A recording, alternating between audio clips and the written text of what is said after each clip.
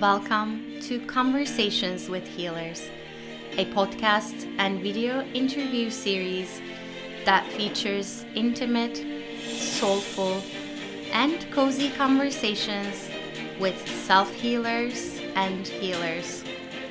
Healer to healer, we dive into all aspects of self-healing and healing, and being and becoming a healer. I am Damla Aktekin. I am a healer and the host of this podcast, and I can't wait for you to listen to this conversation.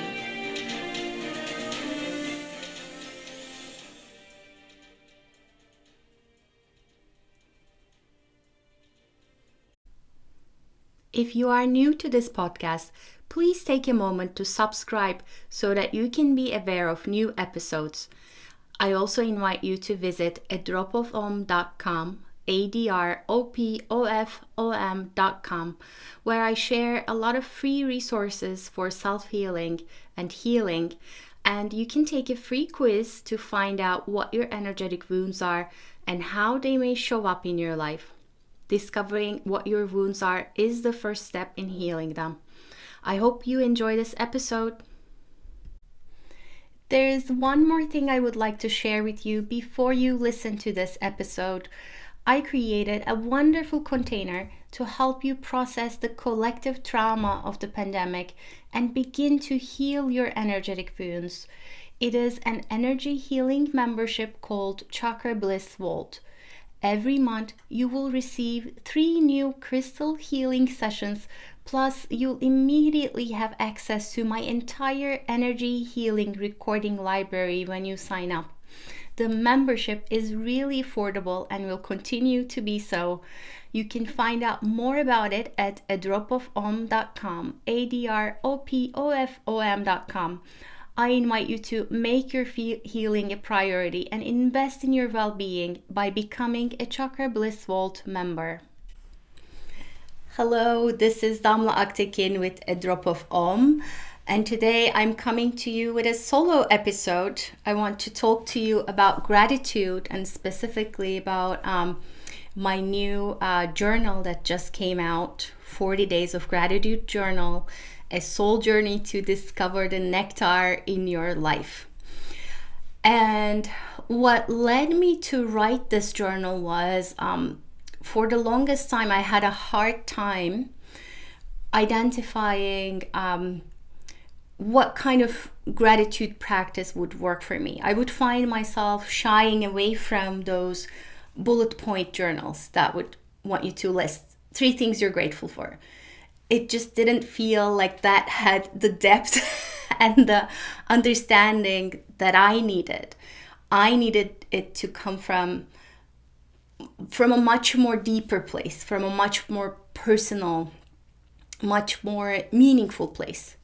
And for me, I found that as I thought about gratitude, I was leaning more towards my way of practicing gratitude, which was I would just sit down and I would feel into gratefulness. So one day I was sitting in meditation and as it happens, I had just finished writing my previous daily self-healing practice journal, which was the Crystal Healing Journal. And I had asked myself, so what's next? And I just heard the word gratitude.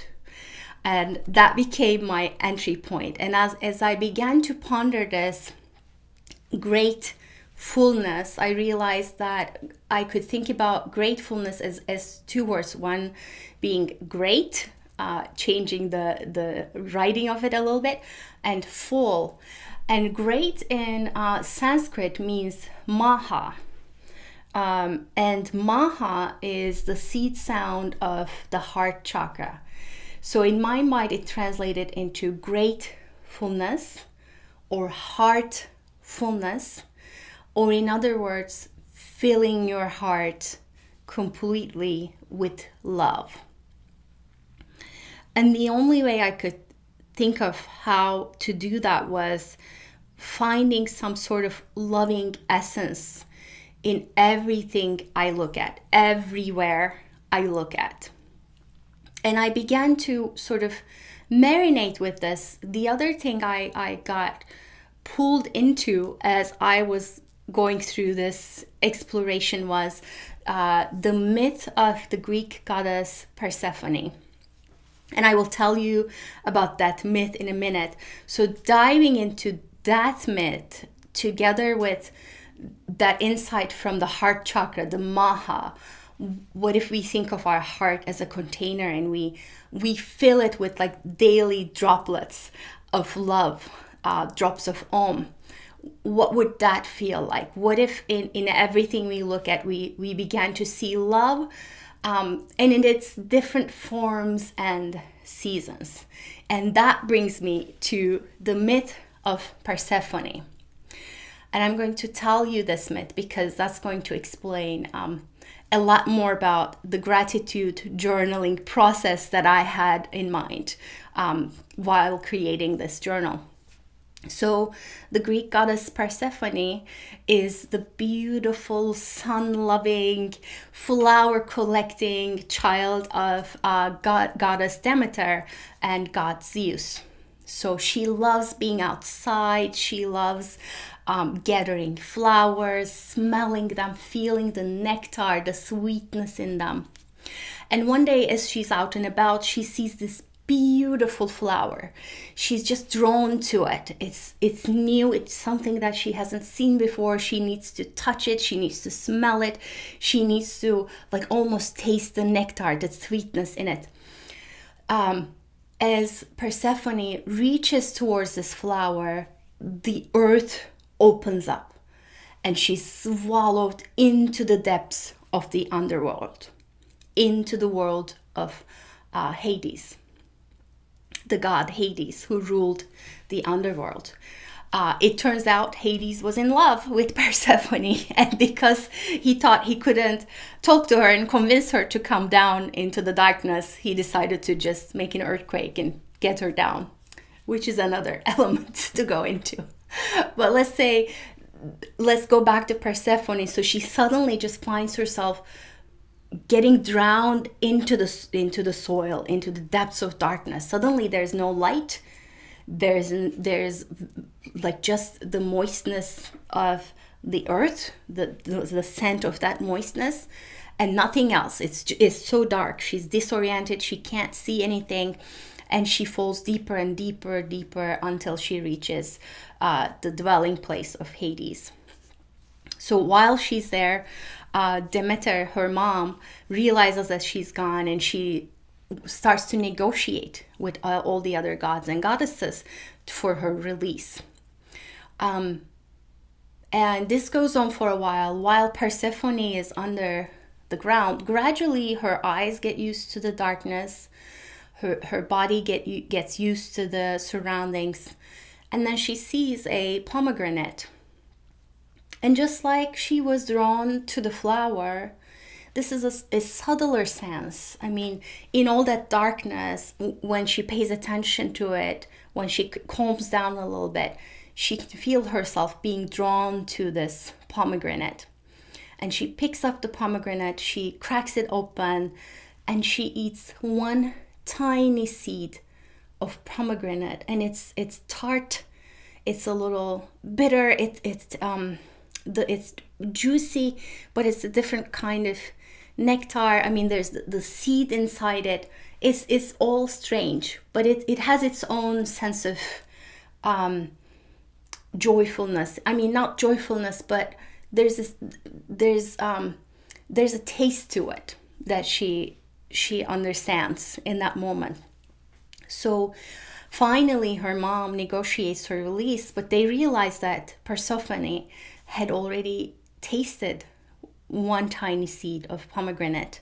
So they decide that Persephone is going to spend 1/3 of the year under the ground and 2/3 of the year above the ground, meaning that she will be under the ground during winter months, and then she will come out with the spring and the summer and some part of the fall. So when Persephone comes out of the ground, it's all so bright.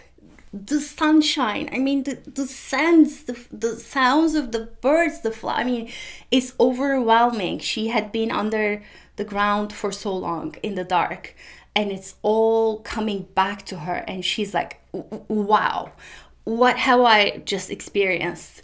And she's deeply, deeply appreciative of just being under the sun. But then she stops and she realizes she had not only tasted and experienced the joyfulness, the beautiful months of summer, the flowers of the spring, but she got to experience the depths of the underworld, not just her consciousness and her joyful moments, but her subconscious, represented as the earth, her the seeds and what's hidden in her flesh, represented as the soil. She got to experience all the depths and heights of her being, as well as all the width of her being. And now she knows that there are treasures not just above the ground, but underneath. There are treasures within her, perhaps not visible by other people. There are treasures in all her experiences, not just the sunny, laughter, all that, but in her anger, there are treasures. In her sadness, there are treasures. In her fear, there are treasures. They may be subtler ones. They may be in a different season than the flower and the fruit. They may be just hidden. Those sweet moments or the sweetness of earned wisdom may be just hidden within a pomegranate, but they are there for her to discover.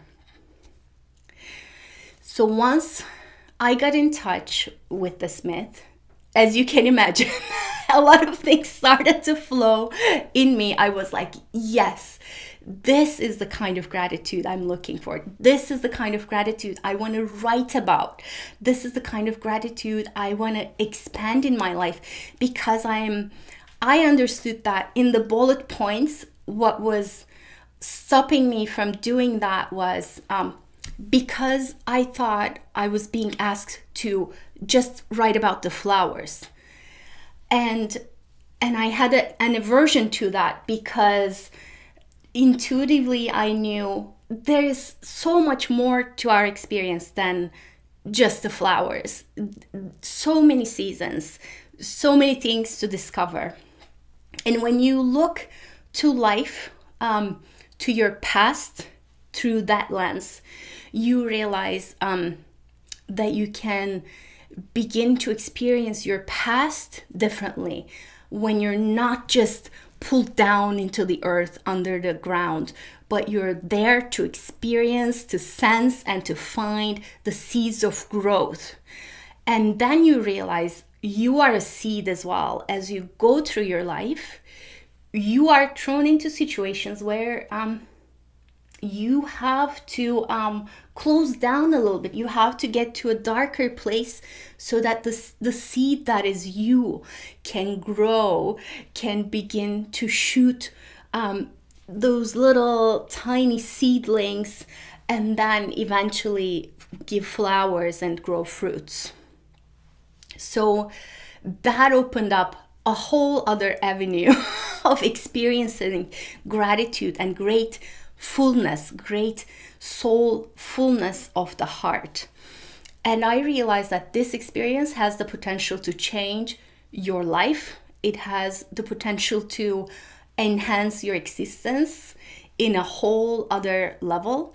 And my heart was like, I need to share this in any way possible. And so the 40 days of gratitude journal was born. And 40 days because you, just like Persephone was, as she was in the underground for 1/3 of the year, for 4 months, we're just going to do 40 days, but for 4 months. So she is experiencing what it feels to be immersed in an experience, what it feels to wake up with a certain level of consciousness, attention. And as you put your attention into something, that thing grows. So the journal has 4 parts, actually 5 parts.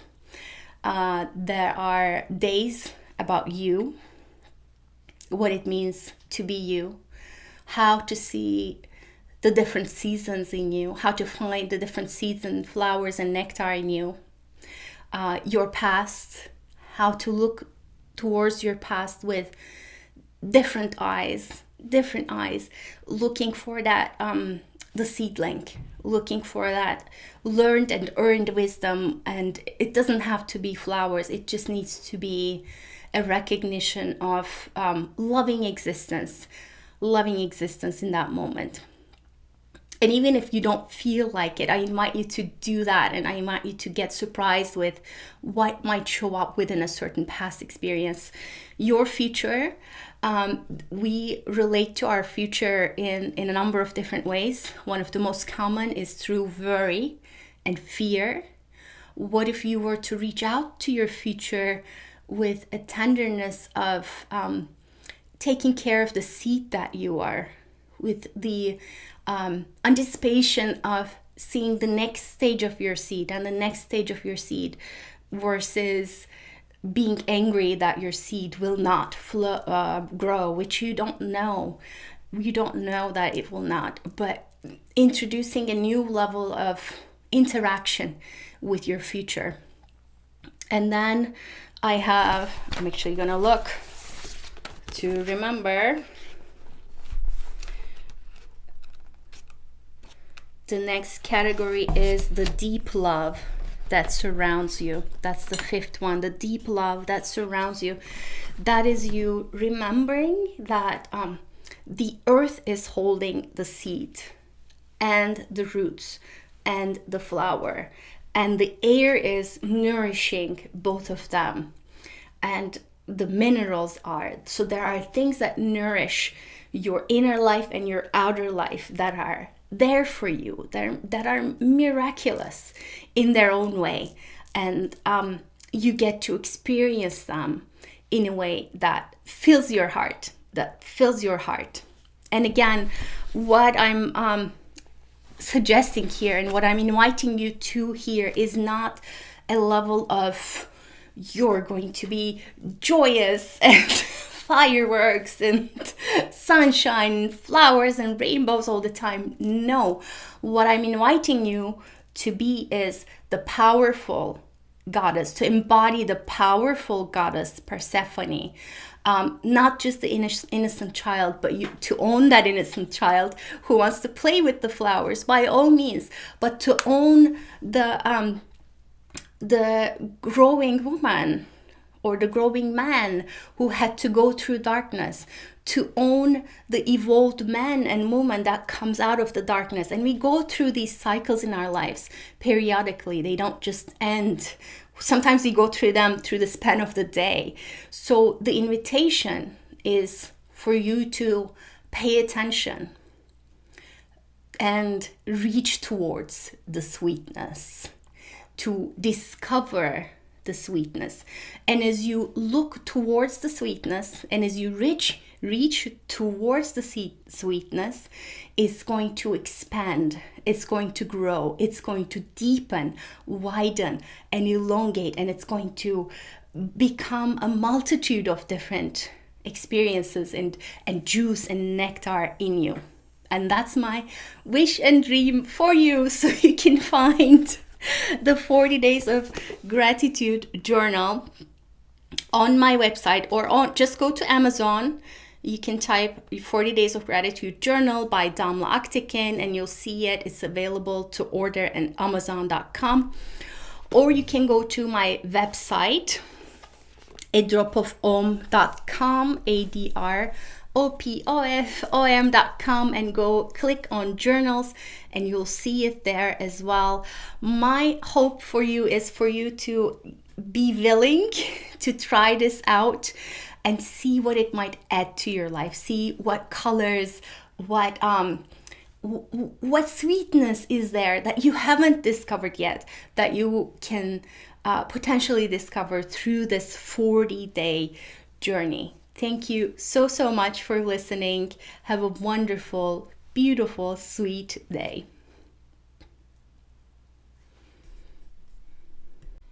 thank you so much for tuning in and listening to Conversations with Healers. If this episode spoke to you in any way, please leave a review or comment, like or love it, and share it with others in your life. This is a true soul love project from my heart to yours. I really appreciate your help in spreading the word. If you haven't already, don't forget to subscribe and check out other episodes to listen to some extraordinary healing stories and advice.